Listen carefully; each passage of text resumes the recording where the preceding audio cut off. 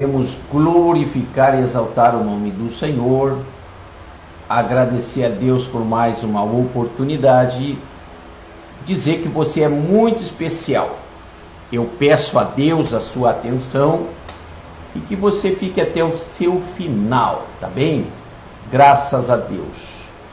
Querida irmã, você que está aí do outro lado, eu convido você a ficar com a gente aqui até o final da nossa live. São 10, 15 minutos no máximo aí, 16, 17 minutos, onde nós temos aqui uma palavra de Deus para a tua vida, uma palavra muito importante de Deus, vai falar ao teu coração. Eu quero dizer para você que ontem aqui na nossa cidade, e eu suponho que tenha acontecido em toda a nossa região aqui, oeste do estado do Rio Grande do Sul, e provavelmente também tenha acontecido em todo o Rio Grande do Sul, de uma grande ameaça de tempestade e vento muito forte. Muito bem, você que é cristão, você vai entender o que eu estou falando. Sendo ontem domingo, sábado pela tarde, a Defesa Civil emitiu um alerta geral, onde todos os celulares que tiveram a sua configuração com inteligência artificial tiveram a notificação ao mesmo tempo, no mesmo horário, aquele alerta de tempestade, de temporal, naquela tarde de sábado, para toda a região. Bem, o que tem a ver isso? É algo assim ótimo, excelente, mas também a gente vê como um grande ensaio para fazer com que as pessoas estejam todas atentas ao mesmo tempo e todas elas sejam conectadas a uma mesma informação. Isso é tão bom como também é muito perigoso. Vejamos, o sinal de alerta, o aviso de tempestade, ele veio 24 horas antes, mais de 24 horas, 26 horas antes de realmente a chuva acontecer. Isso é bom, isso tem o seu lado delicado também. Por quê? O que aconteceu? E aqui eu quero me dirigir ao povo cristão, que ontem, ao porte, as pessoas estando sabendo dessa informação e ao observar depois as postagens de muitas igrejas, aqui na região as igrejas estavam praticamente vazias, porque o povo ficou com medo de uma grande tempestade que não veio. Uma tempestade anunciada, prevista, com 26, 27 horas de antecedência, e essa tempestade não veio. O bom é o aviso, todo mundo fica sabendo. O ruim é a não atualização do aviso. Fez com que as pessoas estivessem ou ficassem com medo, e o cristão não foi na casa do Senhor. Então aí você passa a entender algo subliminar por parte dessa circunstância toda. Devemos acreditar em Deus, devemos acreditar na ciência, devemos acreditar nos anúncios humanos. O que iremos fazer diante de um anúncio de uma próxima inundação, de uma próxima calamidade, de um próximo vendaval? O que nós faremos diante de um próximo aviso da Defesa Civil? Eu e você, como cristão, obedecer todas as regras impostas para evitar um dano maior, Mas primeiro, querido irmão, você que está aqui, levar em oração. Levar em oração, porque eu que estou aqui sou falho, o ser humano é falho, os equipamentos que nós estamos usando aqui falham, a ciência também comete os seus equívocos, e etc e tal. O único que não falha é o nosso Deus Todo-Poderoso. Eu quero vos lembrar do milagre de Jesus lá em Canaã da Galileia, quando ele transformou água em vinho. Você vai ver a fórmula molecular da água, H2O, e você compara com a fórmula molecular do vinho, e um vinho bom. Aí você pode ver, você pode entender que Deus é que tem o controle até sobre a ciência. Bem, diante dessa colocação que eu fiz agora, com certa preocupação, porque nós devemos colocar as coisas de Deus em primeiro lugar, e eu fiquei apreensivo de ver que diante de um problema, o cristão ficou em casa. Ele não foi para a igreja orar e pedir que o Senhor passasse da cidade de Uruguaiana aquela calamidade. Sei que muitos fizeram, mas o que me refiro é que alguma coisa inerente ao mundo espiritual influenciou, manipulou e fez com que o cristão não fosse na casa do Senhor. Isso não é outra coisa senão um dos sinais da volta de Jesus. Tá bem? Bem, diante dessa pequena introdução aqui, eu vou pedir para você fazer o triplo C aí. Curtir, comentar, compartilhar. Também, se você está no YouTube, inscreva-se no nosso canal Pregador Fagundes. Nós estamos crescendo, graças a Deus. Temos vídeos aí com milhares de visualizações. E graças a Deus as pessoas estão sendo alcançadas através desse humilde canal.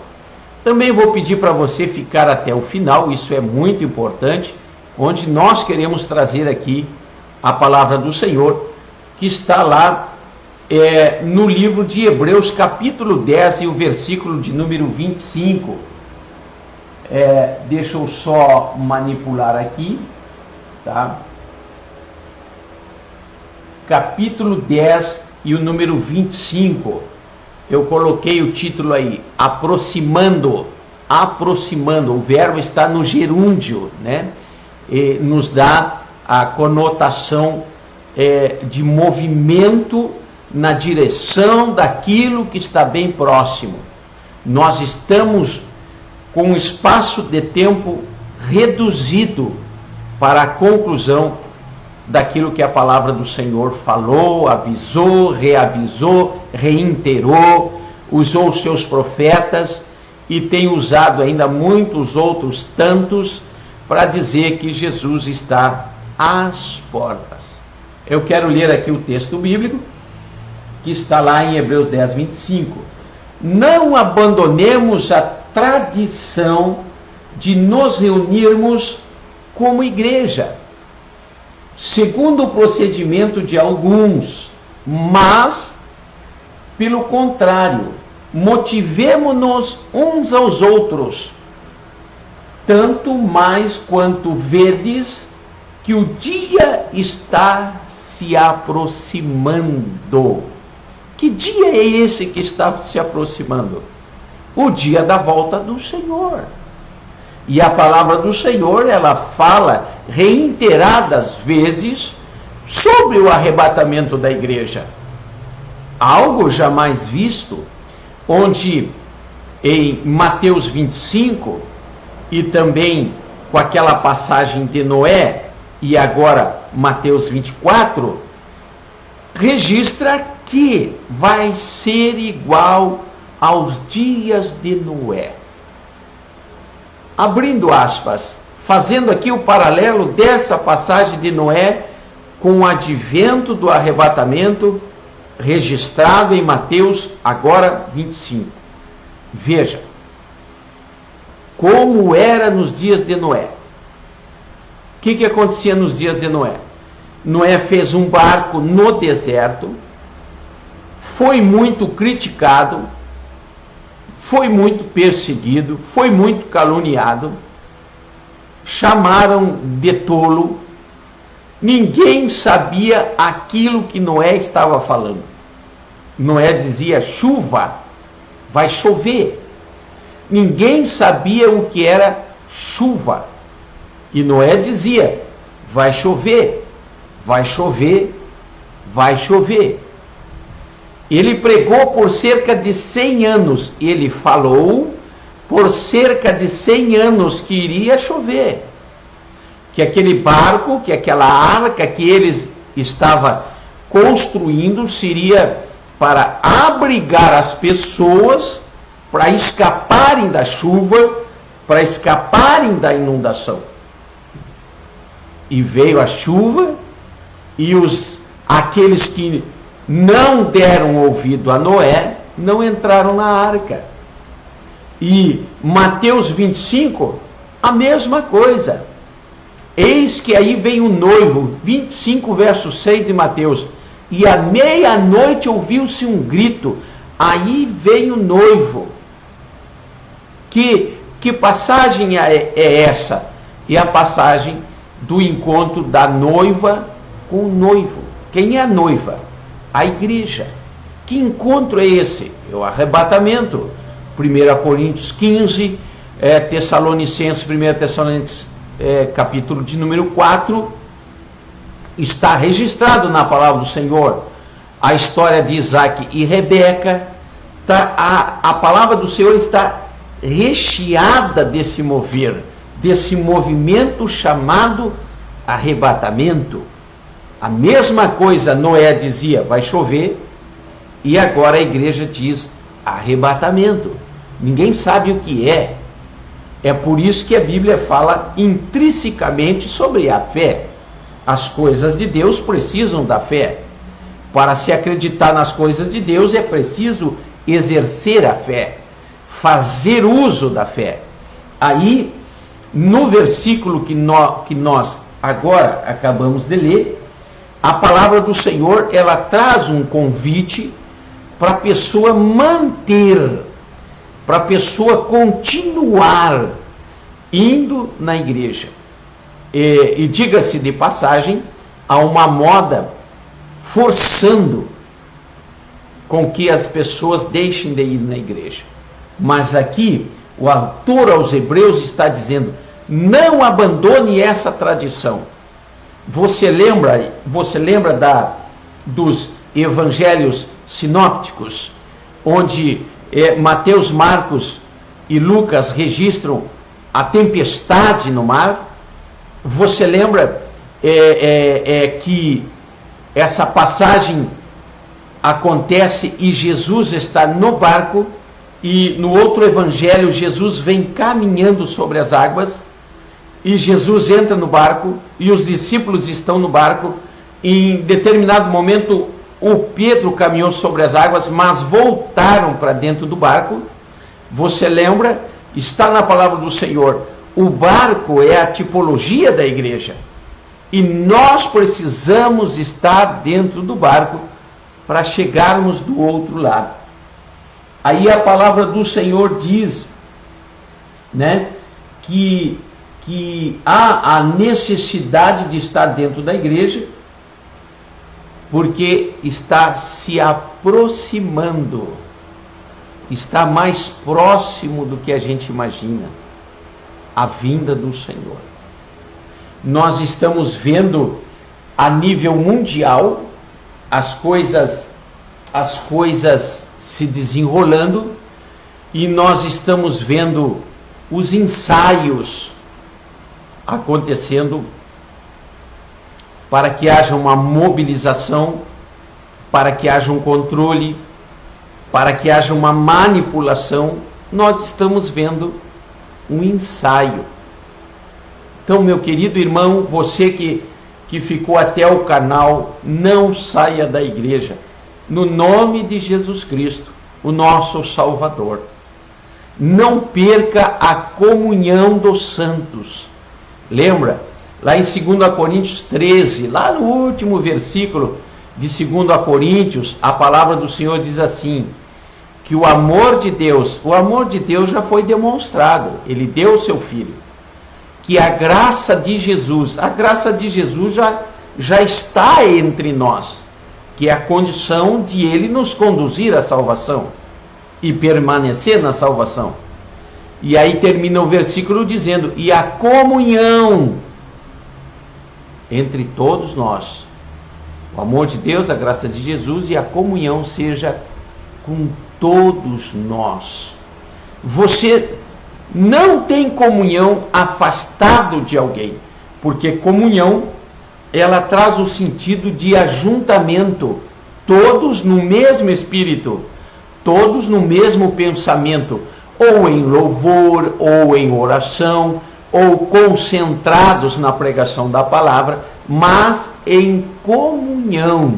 É por isso que o escritor aos Hebreus está dizendo, vamos continuar na igreja, porque está se aproximando. Tudo está mais próximo do que nós podemos imaginar. Estreitou-se a distância do fim. Nós estamos caminhando para o derradeiro de todas as coisas. Não saia da igreja em nome de Jesus. E se você ainda não faz parte de uma igreja, vá para Jesus, corra para Jesus, entregue a sua vida para Jesus agora, aí onde você está, e eu vou pedir para você procurar uma igreja saudável. Antigamente nós falávamos, vai para uma igreja próximo da sua casa. Hoje tem muitas, mas a questão é saber se ela é saudável, se ela oferece a você as condições de salvação, não fica extorquindo, não fica com ganância, não tem assistência, etc. Peça a direção do Senhor e o Senhor vai te encaminhar a uma igreja saudável, ok? E ainda eu poderia dizer mais ainda, né? A uma terra fértil, onde você entra lá e você vai obter os resultados que você tanto almeja, e o principal deles é a sua salvação e também da sua família, tá bem? Graças a Deus. Eu vou deixar aqui o endereço da nossa igreja. É na General Canabarro, 3391. A nossa igreja é aqui no meio da cidade uruguaiana, tá? No meio da cidade uruguaiana, ok? E ela fica em frente à pracinha da antiga estação férrea. Aqui nessa pracinha foram construídos ali o Fórum Novo, a OAB, o Ministério Público, etc. É muito linda aqui a pracinha, e a nossa igreja, o Senhor nos deu o privilégio de ser bem em frente a essa praça. Tem bastante estacionamento, lugar para ficar, tá? Os nossos cultos terça, quinta e domingo, durante a semana às 20 horas e domingo às 19h30. Às 19 horas a igreja já está de portas abertas.